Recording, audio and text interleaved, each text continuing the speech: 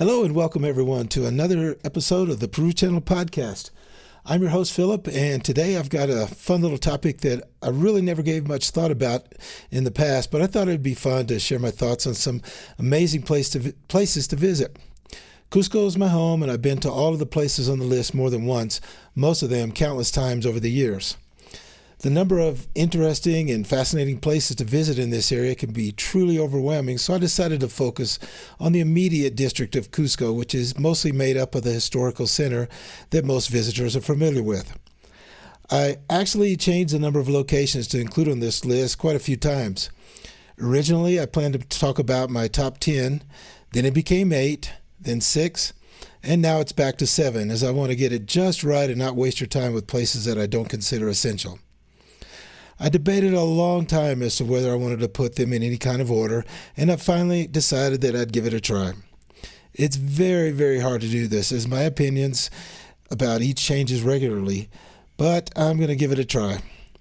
Many of these are actually interchangeable with those places listed on either side, but it's still fun to rank them. My top 2, though, are somewhat interchangeable, but they are clearly my favorites over all the others. All right, enough introduction. Here's my list. Number 7, the Saturday street markets near Mercado San Pedro. The San Pedro market was, I think, the very first market I visited when I came to Cusco, and I've never been able to figure out why it's so popular with visitors. It's basically a big tourist market with a few local sections like the juice stalls in the front and the food stalls in the back that make it look like a local market when, in all honesty, it really isn't. For me, there's nothing that compares to the surrounding streets on Saturday morning when people come from all over to market just about every kind of food product you could think of. This is the closest Cusco comes to the jungle markets in the rainforest I first fell in love with nearly 20 years ago, where people arrive just before sunrise bringing products from wherever they're from to sell and then maybe buy a few things to take back home at the end of the day. Street after street is packed with people wandering through unbelievably crowded passages filled with rainbow colors, wondrous smells, and a cacophony of sound that provides a sense of Andean life that really hasn't changed much in many centuries. As a caution, though, don't go with anything valuable, as pickpockets are known to hang out targeting tourists. The crowds and the constant jostling of packed humanity may be too much for some, and it's possible you won't notice something missing until you return to your hotel room. But if you're careful and take nothing of value, you're not going to have a problem at all. The only time I've ever had anything happen was a few months ago when I was filming with a small camera and I was hit with a handful of grains on the back of my head and neck. At first I thought I was just being harassed, which would have been extremely surprising since people are really friendly. But then I heard people yelling at someone, so I assumed someone had tried to distract me while stealing my camera, or maybe my backpack. Fortunately, I've done this enough, and my camera was strapped to my wrist with a small strap, and my small backpack was basically empty except for some loose change, so I came prepared for such a possibility. While the streets are busy every day of the week, nothing compares to Saturday mornings. Number 6, the Coricancha. This is one of those Inca sites in Cusco that I visit every couple of weeks. It's not quite as fun now since the number of visitors has increased dramatically, and it's a crowded place most of the time, but it's still as fascinating as ever. In fact, I was just there yesterday. The Coricancha was the center of Inca religion during most of its history, and this fact is clear as you walk through the rooms remaining following the Spanish conquest. The quality of the Inca stonework here is probably the best quality to be seen anywhere. The stones fit together in amazing fashion without any mortar between. When you go, try to imagine what it was like when the Spanish arrived in 1532. It appears that only 3 Spanish conquistadors, soldiers that had been sent by Francisco Pizarro from Cajamarca to Cusco, were able to see it in all its splendor. At that time, it was reportedly completely covered in sheets of gold, and niches in the walls were filled with golden religious icons, plus it was much larger in size before the gold was removed to send to Cajamarca as part of the famous ransom paid in an attempt to spare the life of the Inca Emperor Atahualpa. One of the places that I've been surprised to enjoy so much are the gardens outside the Coricancha. Not only is it a beautiful place to walk through, it's also the best place to see the mix of Inca and Spanish world with the intermingling of what was left of the Coricancha on the outside, contrasted with the Convento Santa Catarina that was built on top of and all around the Coricancha.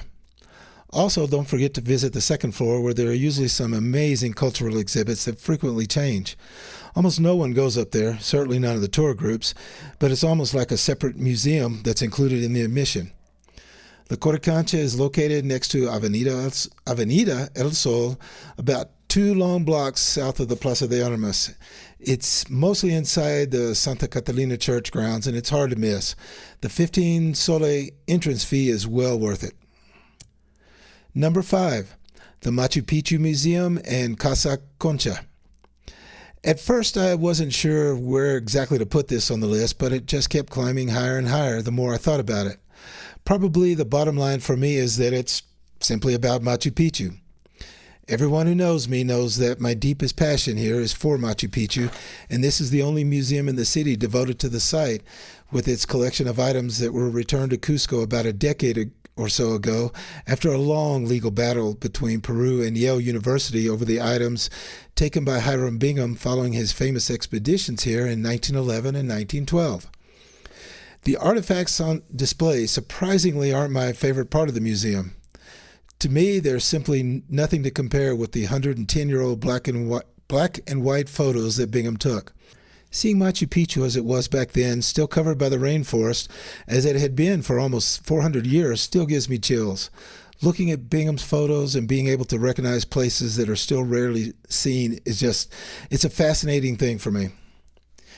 It's only happened a handful of times, but I've been fortunate to have come across some ancient Inca ruins myself that were still nearly forgotten in the rainforest. And even though nothing compares to what Bingham came across back in 1911, these are among the most exciting moments of my life. It's kind of hard to explain, but looking at these old photos kind of almost gives me a connection to Bingham and what he felt like when he was there for the first time, even though there's really no comparison. I'm fascinated by anything having to do with Machu Picchu, and this museum really fits the bill for me. It's made even better because the museum is housed in a former Spanish colonial home that's been restored, giving visitors an idea what it was like living in Cusco centuries ago when the Spanish had taken over. Anyone going to Machu Picchu, and that's just about everyone who visits Cusco, should make it a point to visit this museum first before they go. It's located on Calle Ruinas, about a block and a half from the Plaza de Armas. Admission is only 20 soles Monday through Saturday from 9 a.m. to 5 p.m., and they are closed on Sundays. Number 4, the Plaza de Armas. The last of the free places to visit on this list, this is the one place that is almost impossible to miss, as it's not only in the middle of the historical center of the city, it's also the heart and soul of Cusco itself. If you want to do some people watching, this is the place to go. Even though it's located in the tourist center of town, it's also the center of town for locals. It's surrounded by countless restaurants and cafes, plus the 2 main churches in town, Cusco's Cathedral, which I'll talk about later, and the Iglesia de Jesus de la Campaña, the Jesuit-founded church on the plaza. There's a good chance the constant barrage of roving street vendors will drive you crazy. Even after all this time living here, they still drive me nuts. But the trick is to just shake your head no and don't engage unless they really have something that you want. Almost all will just move on, but occasionally someone will be a little overbearing. To those, I just say no a little stronger and perhaps give a wave off, and they almost always leave. Here are a couple of interesting things to think about while you're sitting on the bench while watching Cusco pass by. During the Inca times, the plaza was almost double the size and continued to the west past the block of Spanish colonial buildings across from the cathedral. It also had a layer of sand brought in from the Pacific Ocean. This sand connected the mountains of Cusco with the Pacific Ocean hundreds of miles to the west. Interestingly, the same thing was done in the Sacred Plaza of Machu Picchu, where there was a layer of sand that Hiram Bingham found when he first came there in 1911. The fountain in the center of the plaza has a statue of the greatest Inca emperor Pachacutec on top. What few visitors know is that the Inca statue is only about 12 years old. Before that, there was a statue of a Native American Apache Indian on top. The original statue had been placed there around 1900, 1914 and finally disappeared in 1969. Most people pass through the plaza quickly on the way to somewhere else, but I strongly encourage you to have a seat, maybe moving around to 2 or 3 different spots and just watch Cusqueño life pass you by. This is not like a square at a theme park. This is really the center of life for the people who live here. Number 3, the Inca Museum, or Museo Inca. Located a few steps from the Plaza de Armas behind KFC, the Inca Museum is as close to Disneyland as there is in Cusco for someone like myself who is just ultimately fascinated by all things Cusco, from the earliest peoples living in the surrounding hills to the Spanish rulers who made Cusco their own in the 16th century. Housed in another former colonial home overlooking the plaza, the site is surprisingly large and houses by far the largest and best collection of pieces from every period in Cusco's history. I'm not a big fan of ceramics, and this museum houses an awful lot of pots, but there's something about the way that they're exhibited that moves me through the thousands of years of local history in a way that is just incredibly fascinating and holds my attention every time I visit. Of course, the Machu Picchu artifacts are still my favorite, but I'd like to see a whole lot more there. I know you'll find this a little surprising, but my favorite exhibit is a massive photograph on one of the walls showing the mountains to the north of Machu Picchu on the opposite side of the river. It was obviously taken many decades ago and clearly shows the Mondor area and even an Inca road leading up into the mountains. I've seen all kinds of artifacts, but like the photos in the Machu Picchu Museum, things like this photo connect me to a time when Machu Picchu and the surrounding area was much different. To be honest, the colonial exhibits are not the most exciting for me, but they are extremely as extensive as the rest, and many people find them the best part. There are even some mummies in a special room located near the end. As I mentioned before, the Museo Inca is located about 100 meters from the Plaza de Armas, up a little street between KFC and the cathedral. It's open from 9:15 to 4 p.m. Monday through Friday, and from 9 to 2 on Saturdays. Entrance costs 20 soles for foreigners and 10 soles for Peruvians, but students pay half of those prices. Number 2, the cathedral. This was even a bit of a surprise for me, as I haven't visited in a while, despite walking past several times a week. Yet as I looked over the initial list, there was almost nothing that came close. For centuries, the cathedral has stood as the center of Cusco's religious life, and has more or less survived 2 massive earthquakes in 1650 and again in 1950. The visitor's entrance to the cathedral is on the right side through the Iglesia del Triunfo. The cathedral is open most days from 10 a.m. until 6 p.m. for 25 soles. This is one of the higher entrance costs of any of Cusco's most popular sites, but I promise it's well worth every bit of the cost. Besides the history, the artwork and architecture are breathtaking. Knowing that you're walking through a place that began construction in the mid-16th century, to me, is a truly awesome experience. There are at least 300 amazing paintings, many of which were done by indigenous artists who developed a style that's become famous all around the world, known as the Cusco School of Painting. There are 10 private chapels and 7 open chapels scattered throughout the cathedral, each housing impressive collections of artwork unique in their own way.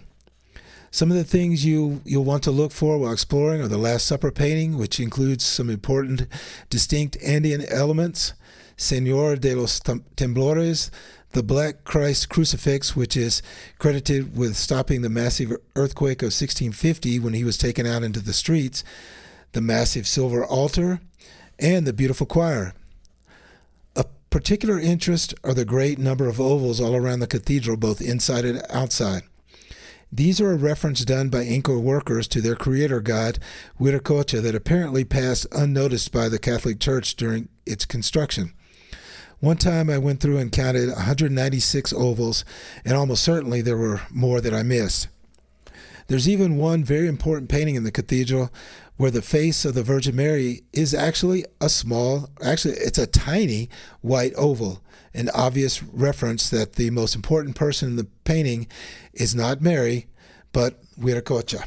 What makes this even more important today is that many of the Andean people who still believe in the synchronicity or the interrelationships of the modern and ancient religions is that to many, Viracocha still resides in the church. While thousands of visitors pass by each week, the actual physical representation of Viracocha still exists in the cathedral out in the open. But it's very personal, and it's a very private part of the local religious beliefs and is rarely mentioned by guides or anyone. In fact, I've only seen one group being shown the Viracocha. To many people still, it is Viracocha as the spirit of their creator God resides inside, a very important concept in Andean cosmology.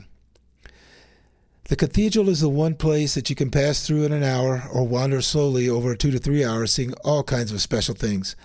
I've never used a guide in the cathedral, but I've listened to them, and it's the one place where it's probably a good idea. I would even suggest visiting a second time or turning back and walking slowly through before going outside at the end of your guided tour. And my number one place that you have to visit when you come to Cusco is Sacsayhuaman. It really wasn't hard at all to decide what my best recommendation would be because it still is a place that produces nothing short of awe every time I visit, and that place, of course, is Sacsayhuaman. This Inca site is located on the mountaintop above Cusco next to the white Cristo Blanco statue, which gazes out above the city above the San Blas neighborhood. In fact, the two probably would make a really nice combination visit since Cristo Blanco is next to it and is free. Sacsayhuaman is a place of almost indescribable majesty, and it's also a place surrounded by mystery, legend, and mythology that's developed over the century, but especially in recent years. The highlight and the first thing you'll see when you enter the site are the 3 levels of the zigzag walls made up of gigantic stones, some of which weigh an estimated 200 tons. This site is often referred to as being the head of a great puma, with the zigzag stones being the teeth at the end of the puma's body that is formed by the original design of the city. Sadly, modern archaeology has shown the city to have been of a different design, but as I've said many times and will continue, myths in Peru are very hard to break, and this is still a very basic part of the arsenal of the guides. While it's easy to imagine all kinds of explanations for how these walls were built, especially now when all kinds of con men and snake oil salesmen like to spread lies about aliens and, quote, ancient megalithic civilizations are responsible for this kind of garbage. Sadly, hundreds of thousands of people believe them, and some even give up thousands of dollars to come to Peru and be fed all this garbage in person without ever being presented with a single bit of evidence to back up these lies. The truth is, the stones came from quarries to the northeast of Sacsayhuaman. You can still visit the quarries, and the remains of the work settlements are still there and can be seen nearby. The stones weren't cut using special ancient tools of high technology that have, for some reason, disappeared, or they weren't softened into something malleable like one person called marshmallows. But they were formed using simple hammerstones that can still be found all over the region today. Above the zigzag walls are what's left of what was likely a ceremonial site. Some people say it was a fort, but there's nothing about Sacsayhuaman that makes sense as to it being a fort.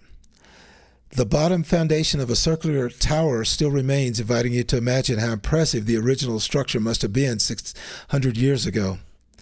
The views of the city from Sacsayhuaman are probably the best in Cusco, especially on a clear day when you can see the nearly 21,000-foot mountain of Ausangate dominating the distant horizon, even from almost 90 kilometers away. On the other side of the Great Esplanade is a massive andesite outcropping which has numerous areas worth exploring. Sacsayhuaman can be reached by climbing up from the Plaza de Armas over a challenging hike up the mountain. I recommend taking a taxi up to one of the 2 entrances. Both are fine and neither is really preferable. This will save you an awful lot of energy. You can also use the either white Cristo Blanco bus or the blue and white Señor de los Huertos bus and get off at the Cristo Blanco statue and then walk down to the Sacsayhuaman entrance. After you've visited the site, I recommend walking back down the mountain through San Blas. It's really nice and scenic, and you'll follow the path of the original road most of the way, especially if you make sure to stay on the path closest to the mountainside. To enter Sacsayhuaman, you do have to purchase the Boleto Turistico, or the tourist ticket, which has a couple of variations and allows entry into several sites as well as Sacsayhuaman.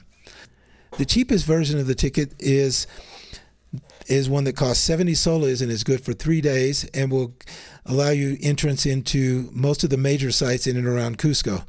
But it also allows you to enter each of the sites only once. There is a second option for 130 soles, which covers the Cusco sites plus the main sites in the Sacred Valley, including Pisac and Ollantaytambo. This option also allows only one visit to each site, but it's good for 10 days. Well, I hope you enjoyed this list of places I recommend if you're going to visit Cusco. If you have any questions, there's a place at the bottom of the show notes page to make any comments that you might have. If you've been to any of these sites before, I'd love to hear what you like best. If I've left anything out, and please don't hesitate to let me know. I also added something new on the show notes page, as well as certain other pages on the PeruChannel.com website. If you'd like to leave me a voice message, there's a place now to record anything you'd like to share. I'm especially interested in any questions you might have, and there's a good chance I'll use your message and answer your questions in a future podcast episode. Keep in mind that any questions or comments that you leave don't have to have anything to do with this particular podcast episode, and they could be about anything to do with the website or the podcast or anything else that I share. As always, thank you so much for listening. Please subscribe to the podcast so you're updated when a new episode comes out, and share it with anyone you think might be interested. With any luck, the second thing that I'm trying out with this episode is that audio episodes will be available on YouTube. I have a channel on YouTube called the Peru Channel. Imagine that. And there is a podcast tab which should take you to this particular episode and future episodes as well. I don't know how it's going to work. I wasn't able to post past episodes, but hopefully in the future it's going to be just fine. So thanks again, and I hope to see you in Peru soon.